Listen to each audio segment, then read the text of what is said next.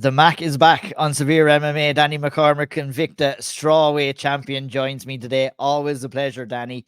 Taking on Karolina Wójcik at Invicta next month, Invicta 54 in Boston. It's been, well, I guess, yeah, we had the pleasure of speaking in person the last time we were chatting in SBG, and that was a great time. Unfortunately, we couldn't make it happen this time, and hopefully we'll get the chance again. But how have things been since we've been talking? It was March, I think we were talking last.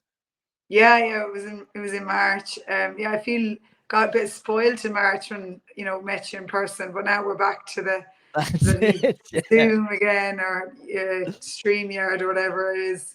But you're back again next year, aren't you? So we'll have to do an in-person one again next year. Absolutely, there won't be. I'll try and always make something happen, or even if I can get down. Unfortunately, the Boston card, obviously you're scheduled for Boston for your next fight. If it worked out a little bit better for me, I might try to make it down, but I don't think it's going to, unfortunately, with everything that's going on right now.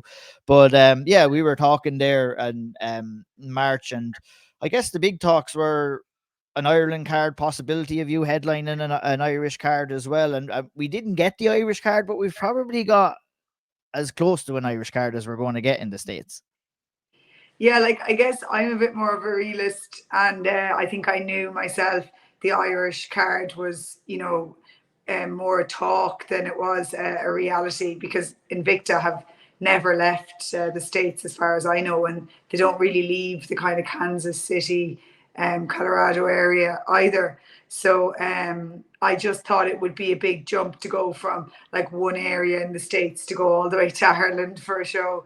So yeah, I didn't really expect that. But when I heard about Boston, I was like, Jesus, this is a real possibility. There wouldn't be as many barriers and limitations for Victor to go there, or so I thought. But the last 3 months, it's been, a lot of work for Shannon and the team to make this happen, and I'm hugely appreciative of it. They've been literally on this since April, May. They've been trying to make this happen. They just haven't been to Boston before, so they hadn't worked with the commission before. They hadn't looked at venues. There was like a lot of things there that they had to get sorted. So this fight was originally meant to be like the 2nd of September, and then it was moved, and now we've ended up the 27th of October. But it's definitely worth the wait for me to be going to Boston and to be headlining in Boston. So I'm super grateful for them to be putting all that work in and getting me to Little Ireland, as they call it, I think. Yeah, that's it. It's a great place. I was down there actually last November, and just fell in love with the place. Just the passion of the people. They love the Irish down there. They love sports, and they love a few fights as well. So you're going to fit Good. right in when you get over there as well. And that's the thing. We were chatting behind the scenes a little bit just about, we heard that, the fight was coming up and there was a lot of logistics, and I was almost texting you once a week to say, any update, Danny, any update? But the news was, yeah, it's great. But those are the things that people don't see, the logistics behind and getting an event together. And, that's why it would have been such a massive step to get one to Ireland. But like I said, we didn't work out, but we got Boston in the end, and Karolina Wójcik is the opponent. We'll talk about that in that fight in a little bit as well. Getting yourself prepared as a champion, as a world champion for the first time, Danny, how has that been for you? Obviously, you have the motivation of getting to the top of the pile. Now you're there. Obviously, the objective is to keep the title now at this stage. Yeah, like before the fight got announced, I definitely spent like a month or two getting a bit distracted with like, will I get into the UFC? Won't I? That kind of thing. And that was a bit distracting. But when I say distracting, it was more distracting when I was sitting here at home talking about it. It wasn't distracting in terms of training. I was still in the gym all the time, progressing and working on stuff. And, I really felt that like you're better when you're a champion, that you're like 10% better or whatever. For like the first day I went back in the gym, it was weird. I just had a whole new sense of confidence, and I really felt like I owned the mat, and like I was one of the top people in SBG now, and like I got so much respect from my teammates. It was hard not to feel, just really confident and not as like nervous that you're going to make mistakes or whatever. didn't really care from that moment on. And because of that, I've been able to progress at such a faster rate the last few months. But once the UFC thing wasn't happening, I just changed my focus and focused on this fight and focused on defending my title. And I knew pretty soon that it was going to be against Karolina. So it was easy to like switch focus then and focus on her, and not even focus on her, to be honest. It was more focus on my performance and doing what it takes to try and get that shout in the UFC. So there was big like goals for this camp then. It was really easy, get motivated. Like Valeska Machado was a very easy woman to wake up in the morning to and go training, because she's such a high class fighter. And Karolina's not as dangerous, but Caroline had bet me before, and I also want to get into the UFC. So those goals are so big now that it feels just as motivating as it did with the Valeska fight. Yeah, a couple of things there I'd like to touch on. Let's talk about the UFC and the talks that we have been having, because we were chatting in around the time last March and stuff like that. And, you know, your focus and your goal was maybe to get picked up. We've had a slew of Irish signings to the UFC right now. Were there talks with the UFC? Has there been kind of talks over and back with your team and the UFC? And what's kind of the status there? Have you gotten any information on what the UFC are looking for signings or anything like that? So any fighter in a contract with another promotion isn't supposed to be talking to anybody. So hypothetically, an Invicta champion can't go on the Contender Series. So that would be something that could arise for an Invicta champion, is that you can't go on the Contender Series, because it's a bit of an insult to the champion. So was that written in a contract and stuff like that? No. That was just a decision. That's just a decision that's made. So if there was a chance of the Contender Series, that wasn't an option. So, and you know what? Looking back now at that, I'm happy about that. I'm like, yeah, fuck it. I'm the champion. Why should I be going on the Contender Series and you know, getting CTE in front of Dana White to get my shot? Like, I've done that. I'm the champion in the biggest women's promotion in the world. If I'm not good enough, you know, who is? So I'm pretty happy that someone made that decision for me. And then the next thing is, when you're in a contract with a different promotion, going to the UFC isn't as straightforward as you think. You need to be released from your contract before there's any talks. So hypothetically, if I got released from my contract, they wouldn't have been interested in me after March. They would be interested if I had a finish, or even 2 finishes. And that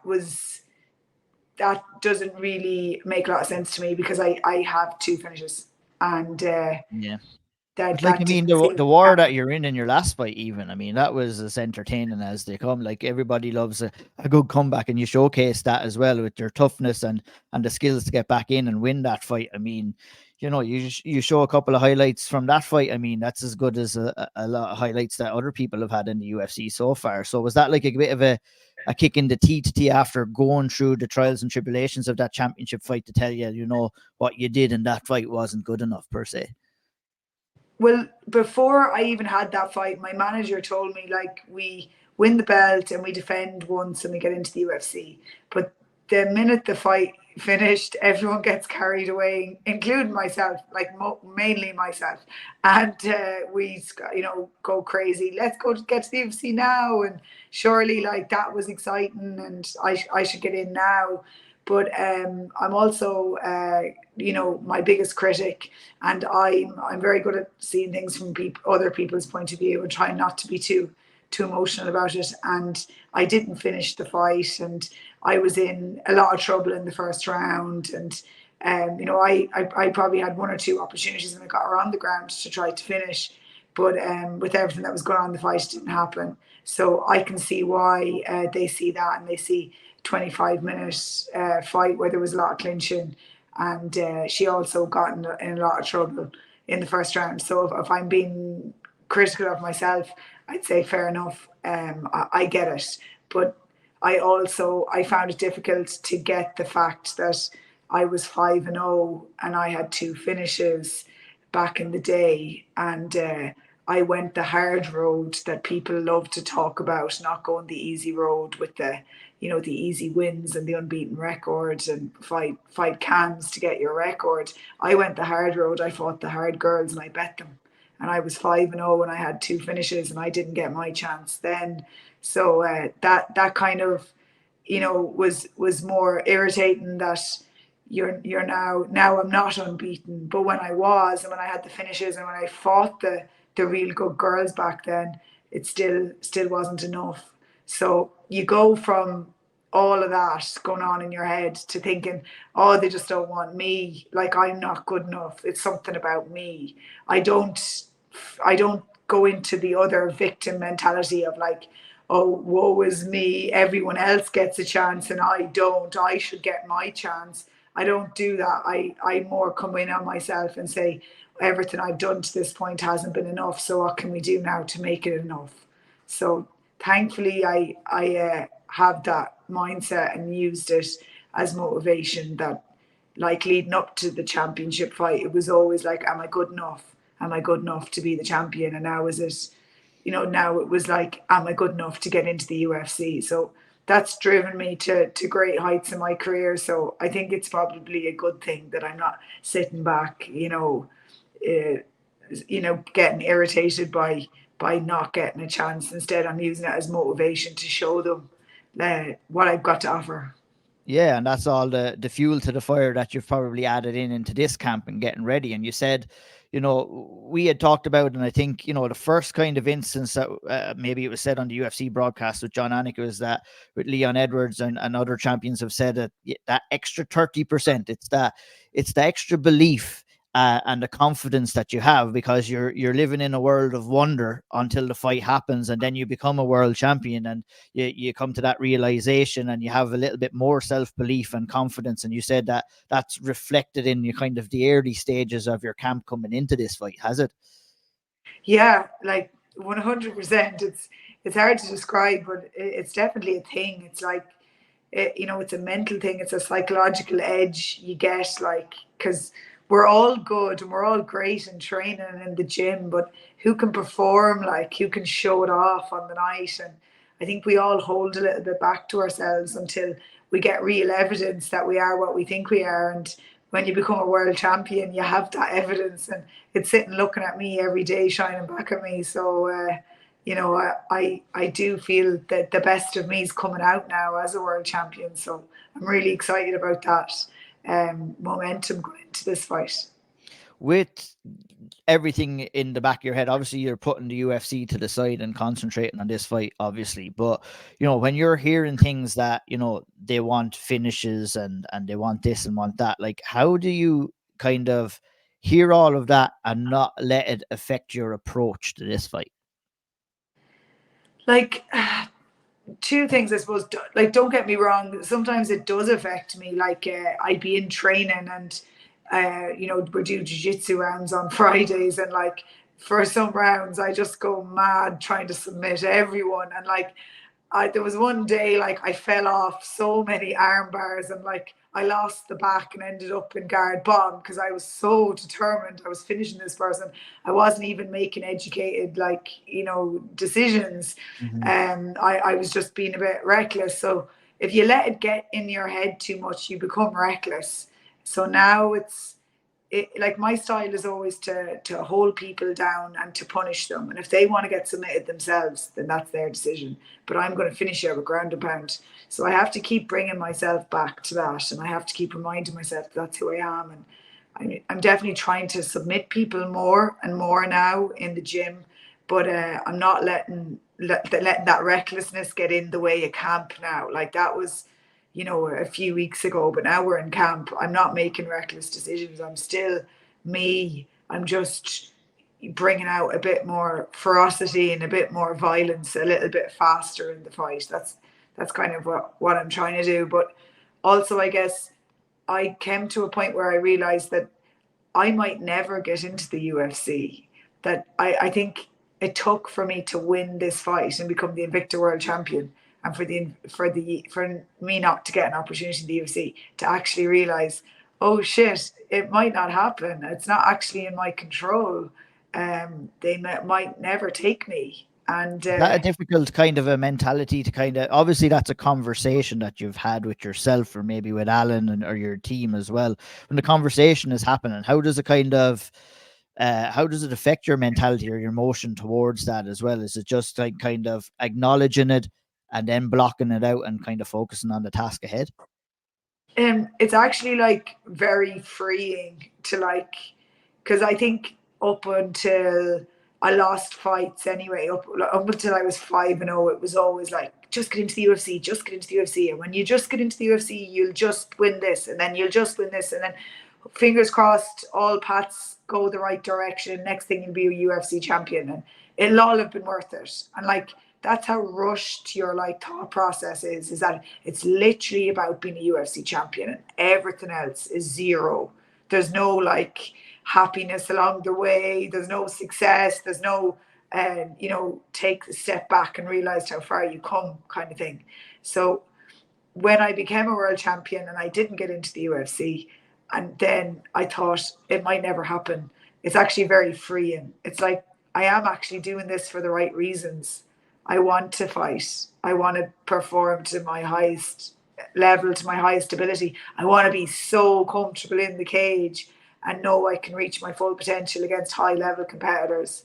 And if that's in the UFC, it's in the UFC. And if it's not, it's not. And I can't actually control that. And if I achieve what I want to achieve, fight the best people, be really comfortable in the cage so I can perform to my highest ability, reach my highest potential, then that could eventually mean that I become a UFC champion. But the goal isn't to be a UFC champion and forget everything else along the way, because that's just it's a thankless road, I think, and it'll be an empty feeling at the end if that's what you're at. Yeah, kind of like wishing your life away a little bit rather than just acknowledging the moment that you're in right now. You're a current world champion. You're about to defend your title for the first time. You're with a really good organization in Invicta FC as well. And it's like, obviously people have their own goals, but me looking from the outside in, I mean, that what you're doing is, it could be considered a very successful career so far for what the work that you put in. Obviously, you're always thinking ahead as well, but it's more so, I guess, in a kind of the sport of MMA, you're always looking ahead a little bit. And do you find it difficult to kind of, like you said, just acknowledge what you've done and where you're at right now, and more so just enjoy the process of what you're doing, enjoy training, enjoy being a world champion, and then just let fate decide whatever happens, if you want to call it fate, or like decisions that are beyond your control? Like you said, you just have to wait and let and see it happen. You have to go out there, perform, win fights, and then see what happens and enjoy doing it at the same time. Like, the enjoyment, I feel, is an important thing as well, is it?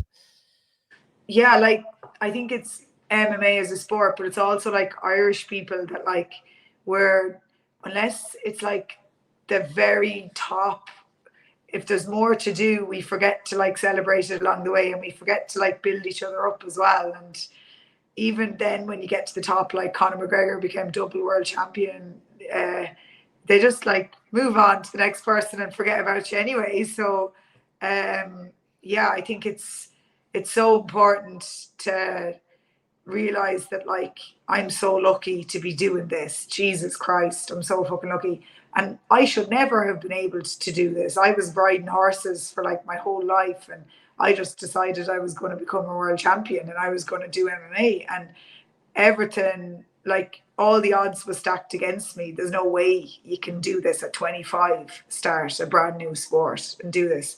And I've done it. And I never, like, along the way, I never stopped and was like patting myself on the back and encouraging myself and saying, Jesus, you're great. You're in this gym every day, and no matter what. And now I'm doing that now. I'm like, God, you've done all of this that you really shouldn't have done, and you still haven't hit the wall. Like, I imagine there's like an imaginary wall at the end, and you're just going to hit it. and that's it. There's no more to go. So I haven't hit it, and I don't even see it in my future at the moment. So yeah, I think I'm just gonna like, now I'm 33 and a bit more mature, I'm gonna like give myself a few pats on the back and say, geez, everything you've done to this point got you a long way. So why don't you just keep doing it, keep going, and you know, try and soak it all up, because there probably is a wall for us all at Oh someday. yeah. It's the wall that's stopping us. I mean, I kind of get a little bit like that as well, where you're like, you know, you're wondering what's next, and you kind of, you know, you kind of ignore what you've achieved so far, and it's the wall that's blocking you from that. But then also the other wall coming towards the end of your career. Not saying that you are right now, but when it does eventually happen, you know, it's just such a crazy game. With Invicta FC, do you feel like you've found your home with Invicta FC right now? And you know, obviously you were with Bellator for a while. An organization didn't even have a division for you. Moving over to Invicta, I feel, was a fantastic move for you. And I would even say, if there was any young women looking to come up into professional scenes, even in Ireland or across the world, I think Invicta FC are the organization that they should be looking at to kind of go and compete in, be looked after, and be given those opportunities like the ones that you've been given with them. Yeah, like I love Invicta. Like if I could make more money with Invicta, geez, the only problem is the money, and it's not just Invicta. Invicta pay women pretty good compared to like a lot of people, but not compared to Bellator, compared to the UFC. So yeah, I love the promotion. I love everything about it, the vibe, everything, and you know, obviously the opportunities, the competition, the chat, you know, that channel towards the UFC, all of those things is what you see. But like the things I see personally is like, for someone who like landed into the pro ranks and didn't really believe in herself that much, but was like hoping, if I can just keep winning, something good might happen. Bellator in the Three Arena was like a massive shock to the system, and it Yeah. was a huge opportunity, but like probably have a bit of post-traumatic stress from it as well. You know, it was really hard. Like it was amazing to look back on, but in the moment it was really difficult. Whereas Invicta's not like that at all. If you want to have your first couple of fights as a pro in Invicta in like a small studio in a female organization with just women backstage and everyone building you up and kind of going along together, it feels more like a sport. Bellator very much felt like a business, and the Three Arena felt like a show, like that you're like about to play in a concert. So yeah, Invicta is that perfect environment, and after coming off 2 losses, it was that perfect little cocoon for me to Mm-hmm. grow and to gain that confidence back in myself. Yeah, I get what you're saying, and obviously you'll get the chance to do it against Karolina coming up. You mentioned earlier in the interview, you fought in 2017. It was at UK Fighting Championships, I believe, at amateur, a long time ago now. Both very different fighters right now. Have you had a chance to look at that fight back? Yeah. So when we got the fight, we watched her last 2 fights, and her last 2 fights are really boring. She fought Valeska and she fought another girl, Edwina, and they're both hard hitters, so she didn't do much. So I was watched like the 30 minutes of those fights, and I was like, oh God, this is so boring. I'm not really getting anything out of this. It's not very motivating for me to think that she's dangerous watching these fights, because she's been so cautious of them girls. So I was like, right, I know what's going to motivate me. I'm going to watch back the old fight. And I watched it back, and it was so much fun. It was a hell of a lot better than watching those last 2 pro fights. And it riled me up that like I could see me not having any understanding of what a counter puncher was, and but trying so much to get as many shots in while I was getting continuously countered. So it's very, very fun fight to watch. There's like no real takedown attempts. There's no wrestling. It's just a boxing match, and a boxer versus an inexperienced boxer that I was. So yeah, that really motivated me. I was like, oh God, I want to get this one back. I want to show now that I'm way better than that. that. Exactly, and So like looking back at that as well, you'll obviously would have seen massive leaps in levels in what you bring into the cage right now in comparison to that fight back. What was it, nearly 6 years ago now? yeah, huge. Like I'm a totally different fighter, definitely a totally different fighter. But my mentality when I got out with that fight and I lost, I remember like having this fire lit inside me and knowing, oh yeah, this is what I meant to do. That was so much fun. Like I enjoyed it beyond, like it was one of my favorite ever fights. So I do have fond memories of that time and that Danny that was so raw and just loved fighting. So that excites me about this again. That a bit of the old Danny with all the new technical corrections and skills can come into play in Boston. What are you expecting in the rematch? That she's going to go around the outside throwing a jab, trying to keep me away, and then she's going to want to walk me onto a backhand or, whatever. Yeah, a backhand basically, or a lead hook. She's not really going to kick. She's not going to wrestle. She's not going to come forward. I think she'll do what Valeska Machado did, but do it probably at a lower level. But again, I'm saying that now, but we have to wait and see. She could come out and be the best Karolina. Like I feel like the best Karolina was the Karolina that fought me back then because I came at her, and when you come at her, she will fight you. But if you don't give her anything to fight, she won't fight. So the game plan is obvious. Like I'm going to do exactly what I did to Valeska. I'm going to close distance. I'm going to put her on the floor, but I'm going to be looking for a finish when we get to the floor. And she's going to try and hit me, and she's probably going to try and hit me really hard and knock me out. And that's the story of all my fights. That's it. That's it. When you're when you're dealing with the kind of the tactics and the game plan of the fight, like you're mentioning there, like you want to go for the finish, but if you are too aggressive, that plays into Karolina's game. So it's kind of the approach that you will have is maybe a little bit more of a patient approach. Obviously, you're not going to want to go out there and have the same first round as you did against Valeska Machado. What kind of work or are you doing anything kind of let's make it simple. What did you feel happened to you in the first round there? Was it just a little bit of eagerness to compete where you left yourself a little bit more open than you would have liked to against Valeska? Right, I'll tell you what I think, and then you tell me how to fight this fight. Okay. That'll be more fun. You coach me. You coach me. Okay. Right. Yeah, right. Okay, so I feel like in the first round, I'm hyper aware that I'm in the first round of a fight, and I'm hyper aware of them.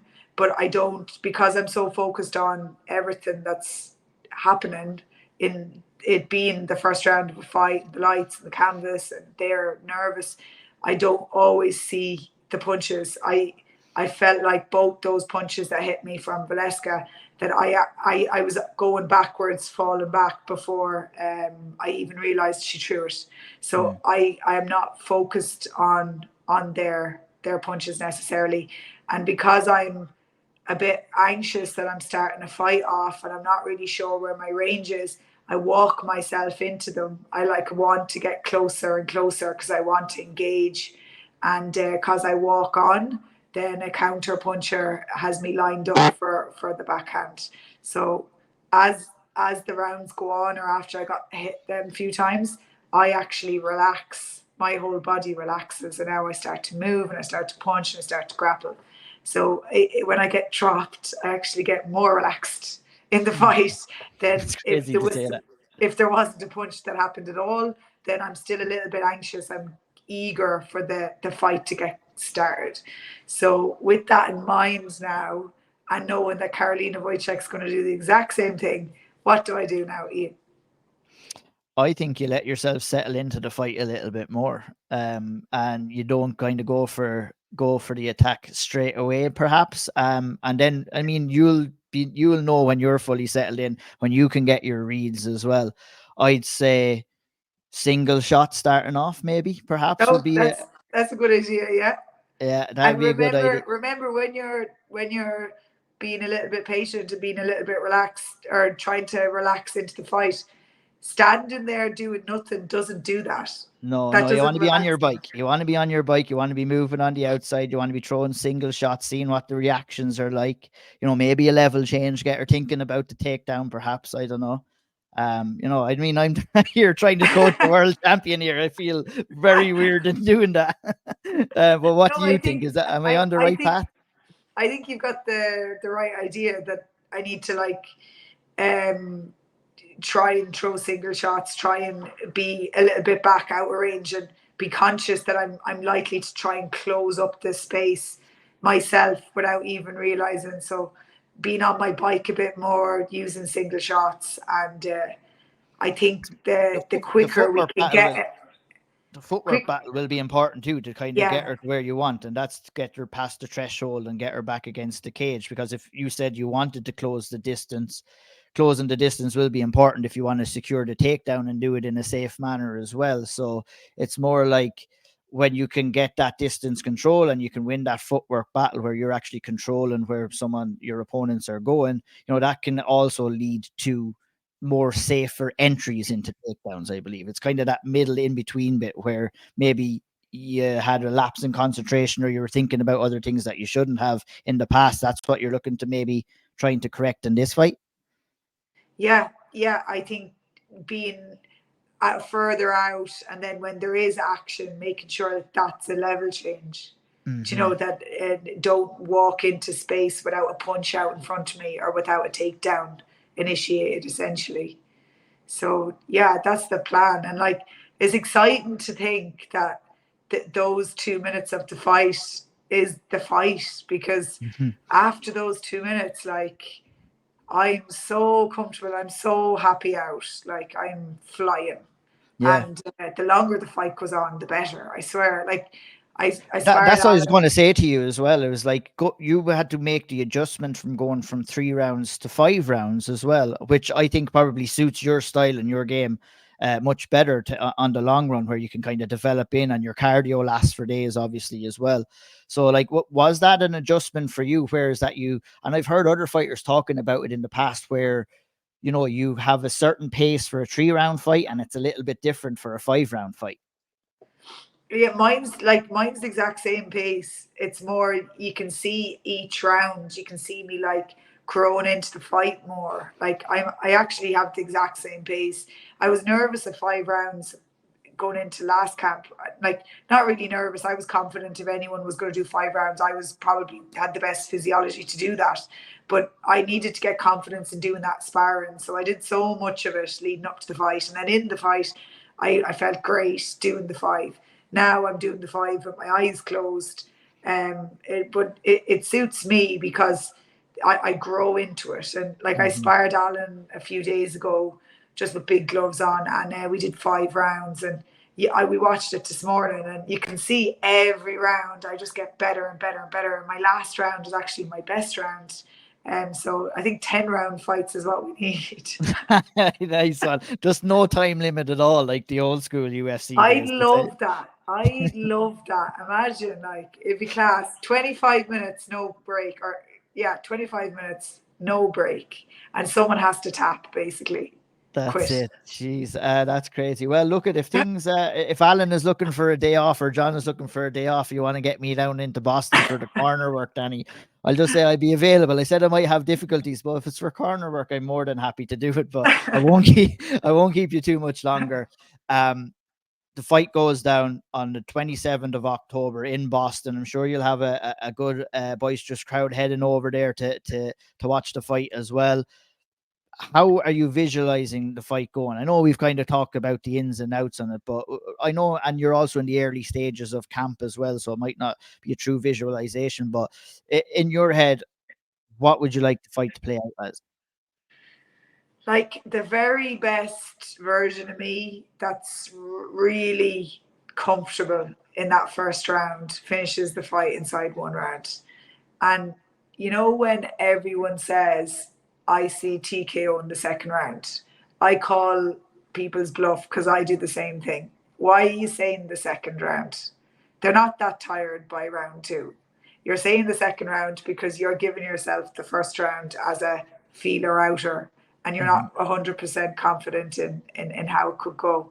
So I'm not going to give myself the feeler outer this time. I'm going to say my goal is to turn up and fully perform from the minute the bell goes, like as if it's the start of round 3 in round 1, not get dropped, not walk myself into a backhand, instead look like a super slick, reactive, fast striker, get a big takedown, get on top and elbows to the finish unless she wants to get submitted. And that should be all done inside of 1 round.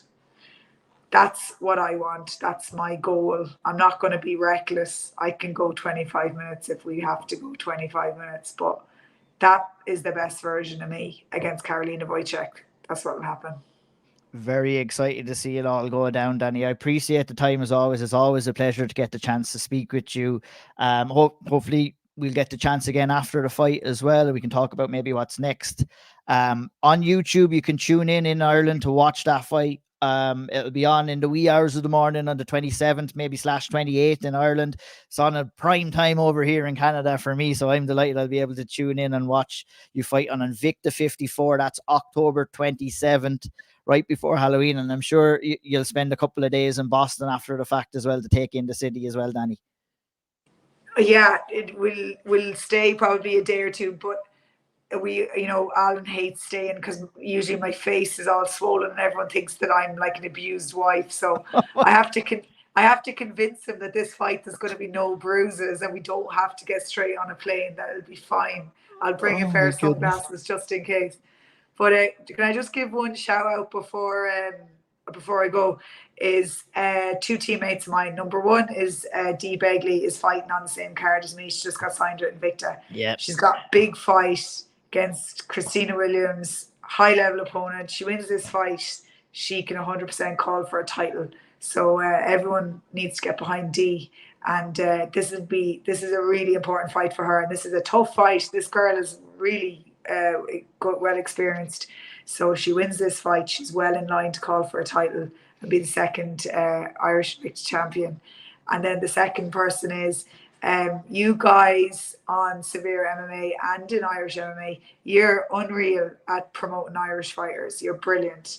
But there's loads of fighters training in Ireland day in, day out, not even just for camps, like all year round. And they don't get a lot of media from their own countries. So I think you guys should try and take some of them under the wing. And one of those is a girl called Valentina Scatizzi, Danny Scatizzi's, Daniele's sister. And she's fighting on PFL on the 30th of September in Paris with the same card as Franz Malambo. She's in the European tournament and she's going to smash this girl. Like there's no way in hell she loses this fight. She is an animal. She's a force to be reckoned with. And when she beats this girl on the 30th, she's going to fight Dakota Tchiva in the final. And I think she can beat her. So get on Valentina before Valentina becomes one of these huge breakout stars, because she is an animal. And she doesn't have great English. So if you want to get her on, I'm happy to help, or her brother would be happy to help as well. But she's pretty good. You get a half decent conversation out of her.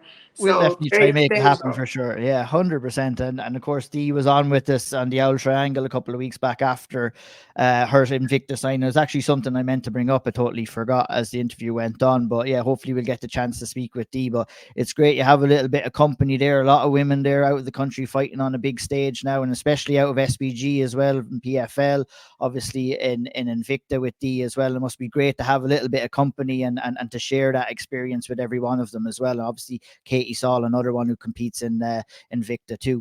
Yeah, and Lucy Pudlova in the UFC. You know, she's in Ireland every day. Like, she doesn't even just do camps with us. Like, I don't know many people that work as hard as Valentina and Lucy, and they're Lithuanian and Italian, and they don't get the push that we get.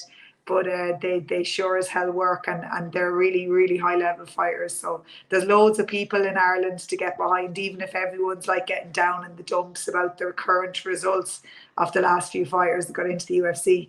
there's loads of fighters that train in Ireland, might not be Irish, but we can definitely take them as our own, and they are doing really well, and they're, you know, pushing boundaries, and they're flying the flag ahead of me, you know, they as well. So they're two people now for people to follow, is Valentina Scatizzi and Lucy Pudlova. There's giving the two girls a shout out.